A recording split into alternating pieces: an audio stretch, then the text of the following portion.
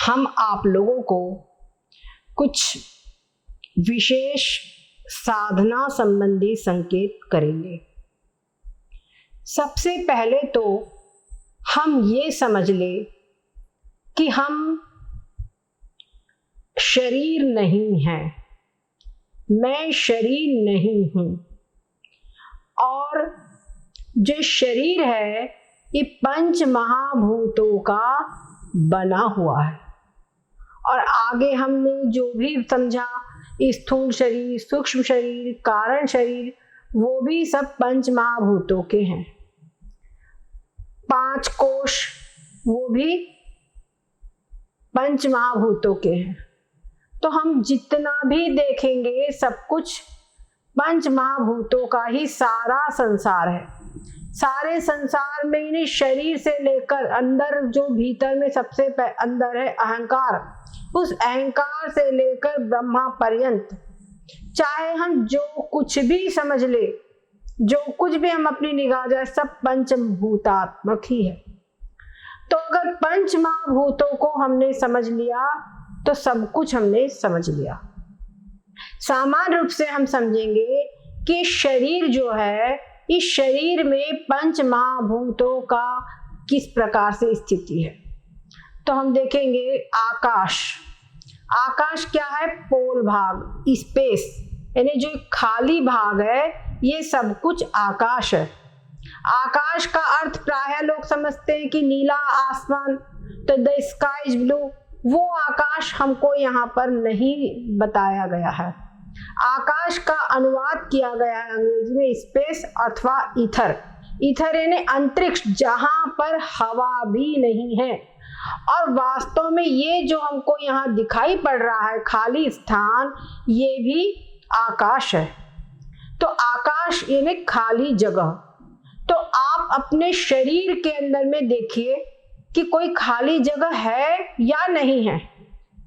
तो हम देखेंगे कि शरीर के अंदर में खाली जगह बहुत सी है। जैसे कि ये नाक है, नाक के अंदर में खाली भाग है। कान में पोल भाग है, मुंह खोलो इसके अंदर में खाली भाग है। अंदर में भोजन जाता है और जल जाता है, हवा जाती है। तो वो सब नलियां जो है उनमें भी खाली भाग है। खाली भाग से ही वो सब अंदर जाता है। फिर पेट है, और भी आप देखेंगे फेफड़े है, हृदय है, सबके सब जगह पे खाली स्थान है। तभी वहां पे कहीं रक्त विसर्जन होता है, कहीं अन्न नली है, कहीं कुछ है। तो सब जगह खाली भाग है। शरीर के अंदर में खाली भाग है। तो जो खाली भाग है शरीर में वो आकाश है। उसके बाद में दूसरे नंबर पे है वायु। वायु यानी वायु का मत देखो, शरीर में वायु तो है ही है, स्पष्ट है। हम लोग ऑक्सीजन लेते हैं श्वास में, कार्बन डाइऑक्साइड छोड़ते हैं, नाइट्रोजन और हाइड्रोजन, कई गैस शरीर के अंदर में, पर मुख्य रूप से कार्बन, ये ऑक्सीजन तो है ही है। बिना ऑक्सीजन के तो जीवन नहीं रह सकता।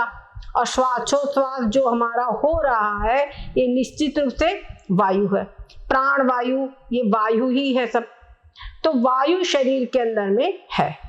उसके बाद तीसरा नंबर आकाश, वायु, तेज, अग्नि तत्व। अग्नि तत्व ने उष्णता। शरीर में उष्णता है, हाथ रगड़ो उष्णता है, शरीर के अंदर में उष्णता है। हम भोजन करते हुए जठराग्नि कहते कि नहीं, जठराग्नि शरीर के अंदर में है। तो जठराग्नि जो होती है भोजन को पचा देती है। और आप देखिए शरीर की गर्मी भी सबकी अलग अलग होती है। किसी का हाथ गर्म होता है, किसी का ठंडा होता है, किसी का ठंडी में भी हाथ गर्म रहता है, किसी का गर्मी में भी हाथ ठंडा रहता है। सब अलग अलग व्यक्ति के टेम्परेचर है।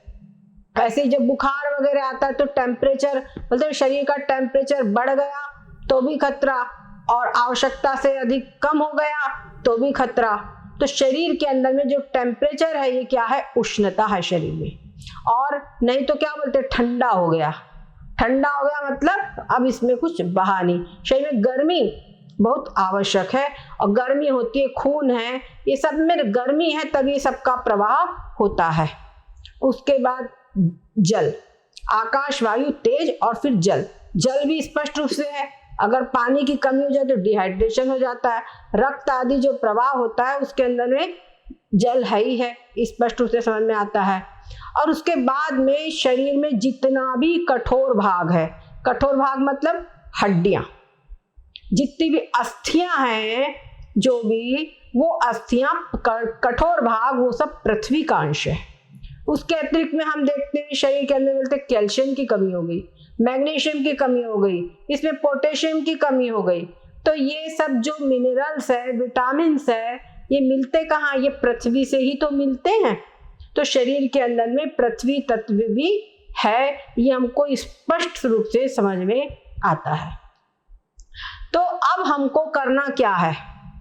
हमारे यहाँ कहते हैं शरीर से अलग हो जाओ। अष्टावक्र जी का यदि देहं पृथक कृत्य चिति विश्राम तिष्ठसी, शरीर को अलग कर दो। तो बात उठती है पंच महाभूतों को अलग कर दो, तो इनको अलग कैसे किया जाना? यहाँ अध्यात्म शास्त्र में कोई भी जो भी हमारी साधना होती है ये सूक्ष्म होती है। यहाँ पर जैसे पानी को अलग करो, तो पानी को अलग करने का मतलब हम हाथ से उठाकर उसको अलग करना नहीं है। जैसे कंप्यूटर में सब सॉफ्ट कार्य होता है उसी के अंदर में, यहाँ वो तो फिर बहुत स्थूल है, पर यहाँ अध्यात्म जगत में जो कुछ भी है ये बहुत ही सूक्ष्म है। जो कुछ भी करना है हमको पूर्ण रूपेण भावनाओं से ही करना है, और भावनाओं से करते करते शुरू में आपको प्रयास करना पड़ेगा, थोड़े दिन में वो सब फिर आपको अनुभूति में स्वयं ही आने लगेगा। हो सकता है अगर आप एक अच्छे साधक हैं, आपका चित्त शांत प्रवृत्ति का है, तो मैं जो बता रही हूँ अभी करते करते में ही आपको आ जाए अनुभव में। बिल्कुल बहुत संभावना है, बहुत लोगों को आ जाता है। तो पहली बात तो सबसे बड़ी ये है कि साधक प्रायः ये गलती करते हैं कि कभी भविष्य में होगा। अगर ये आपने अनुभव कर लिया कि कभी भविष्य में होगा, तो समझ लो कभी नहीं होगा। आप समझिए कि जो मैं आपको बता रही हूँ वो आप अभी ही अपने अंदर में घटाते हुए चलना है। जैसे हम बताते हैं कि आपके यहाँ आप अपनी रीढ़ की हड्डी को छुइए, तो रीढ़ की हड्डी को स्पष्ट रूप से अभी आप स्पर्श करके देखिए कि रीढ़ की हड्डी है या नहीं है। इसी प्रकार से आप जो कुछ भी हम बता रहे हैं उसको आप अनुभव में लेते हुए चले, तो अभी ही आपको परिणाम मिलेगा, पक्की बात है। बस आप जैसा हम बता रहे हैं उसको एकाग्र चित्त से सुनिए और उसी अनुसार अंदर में चिंतन करते हुए बस रहिए आप, ठीक है। अगर सद्गुरुदेव भगवान की जय हो। अब हम आपको बताएंगे कि इन पंच महाभूतों को अलग कैसे करना है। आप अगर आपसे संभव हो तो पद्मासन से बैठ जाइए। अगर पद्मासन से नहीं बैठ सकते हैं तो आप सुखासन से बैठ जाइए। सुखासन मतलब बस ये हाथ पैर है, इसके ऊपर में एक पैर और रख लेना आराम से, लेकिन वो पैर यहीं तक के बस इतना ही रखा जाएगा, ये बात ध्यान रखिएगा, इतना ही रखी जाएगा। नहीं संभव है सुखासन तो आप आराम से आलती पालती मार के बैठ जाइए। और वो भी नहीं संभव है, मान लो बुजुर्ग लोगों के लिए विशेष, जो युवा पीढ़ी है उनके लिए तो बहुत अच्छा है कि वो पद्मासन से ही बैठे, और जो पद्मासन से नहीं बैठ सकते तो आलती पालती या सुखासन से बैठे। और हमारे जो बुजुर्ग लोग हैं, जो घुटनों की तकलीफ आदि है, वो लोग जैसे वो कंफर्टेबली बैठ सकते हैं, चाहे वो कुर्सी पे बैठे या जो भी हो, पर शांति पूर्वक बैठ जाए और रीढ़ की हड्डी सीधी रहे, ये बात ध्यान रखिए। रीढ़ की हड्डी सीधी रखे तो इससे हमको ध्यान में मदद मिलती है, एकाग्रता में मदद मिलती है, ठीक है। अब हम आपको बता रहे हैं, सबसे पहले आपका शरीर जो है ये आपके पास ऑब्जेक्ट है जिसके ऊपर आपको एक्सपेरिमेंट करना है। जो भी कुछ ध्यान आदि करना है शरीर के ऊपर करना है। सबसे पहले आप देखिए कि शरीर के अंदर में जितना भी पोल भाग है, जितना भी खाली भाग है, वो सब कुछ आकाश का भाग है। वो आकाश का भाग आकाश को दे दीजिए। अब देखिए अपने शरीर में चिंतन कीजिए, आप जब आकाश का भाग आकाश को दे दिया तो जो ये शरीर है ये आकाश से रहित हो गया, ऐसा आपके फीलिंग्स में आ जाएगा। यानी आपने आकाश का भाग आकाश को दे दिया। आकाश का भाग आकाश को दे दो, उसके बाद में फिर जितना भी वायु तत्व है शरीर में, जितना भी वायु है सारा भाग वायु का अंश है। वायु का भाग वायु को दे दो। इसके पश्चात शरीर में जितनी भी उष्णता है वो अग्नि का भाग है, वो तेज का अंश तेज को दे दीजिए। इसके बाद शरीर में जितना भी जल भाग है, गीला भाग है, वो जल का भाग जल को दे दीजिए।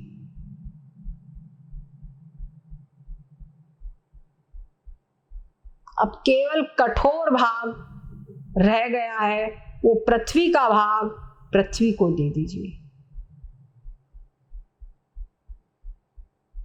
अब रह गया जो है, जो देने वाला है वो शेष रह गया है। अब जो रह गया कौन है? जो देने वाला है। देने वाला यानी कि आप स्वयं। जो ये देने वाला है सो हम, वो मैं हूं। उसके अंदर में आप सो हम, जो श्वास है ऊपर जब जाती है तो सो, और नीचे जाती है तो अहम। यहाँ पे सो हम मतलब सह अहम, वह मैं, वह मतलब वो परमात्मा तत्व, ब्रह्म तत्व या ईश्वर तत्व। वो ईश्वर और जो अहम यानी मैं, जीव, दोनों एक है। ईश्वर में भी जो चेतन भाग है और जीव का भी जो चेतन भाग है सो हम। आकाश वायु तेज जल पृथ्वी सबको दे दिया है। अब जो शेष रहा सो हम, वो ईश्वर का भाग है। ईश्वर अंश जीव अविनाशी।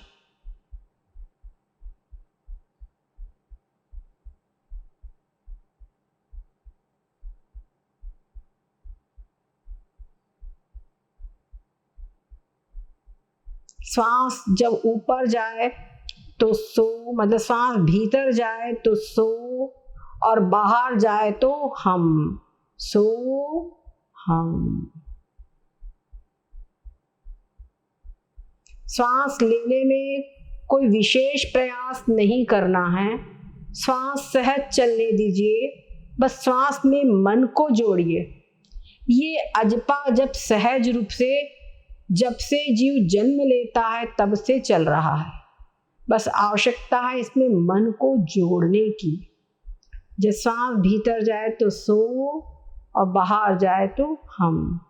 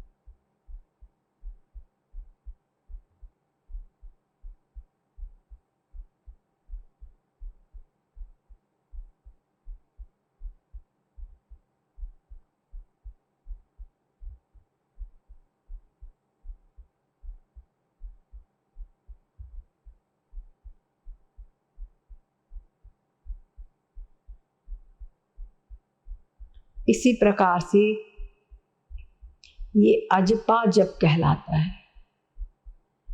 ये इसको एक बार बस मन आपका जुड़ गया, फिर आप इसको किसी भी समय कर सकते हैं। प्रारंभ में प्रातः काल में अभ्यास करना ठीक रहता है।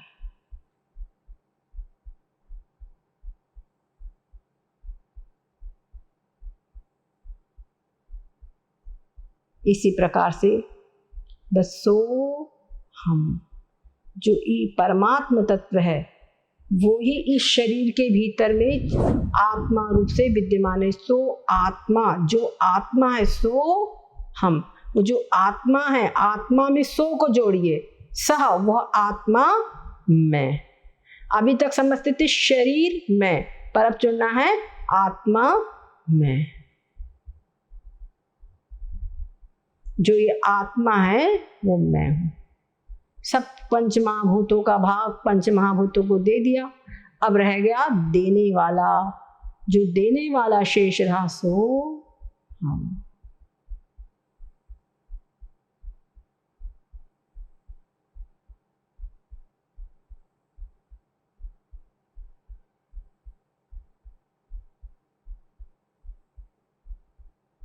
इस प्रकार से चिंतन करते रहिए, ये आपको कुछ अनुभूति में आ जाएगा। ओम नारायण हरि ओम।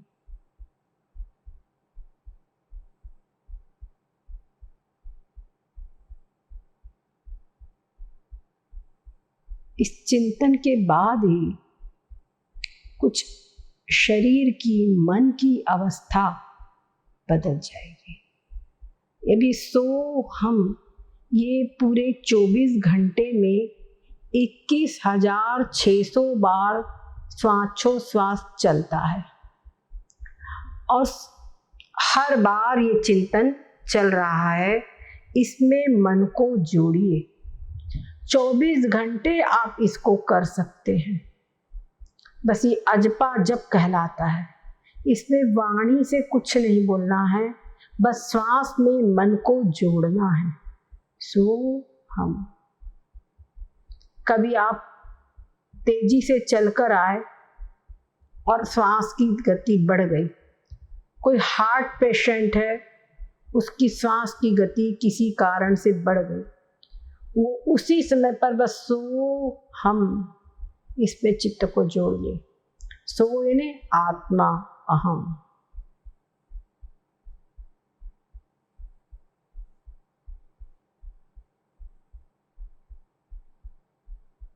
इस प्रकार से इससे आध्यात्मिक लाभ तो है ही है, और आध्यात्मिक चिंतन का असर शरीर पर पड़ता है, वो लाभ भी आपको मिलेगा। ओम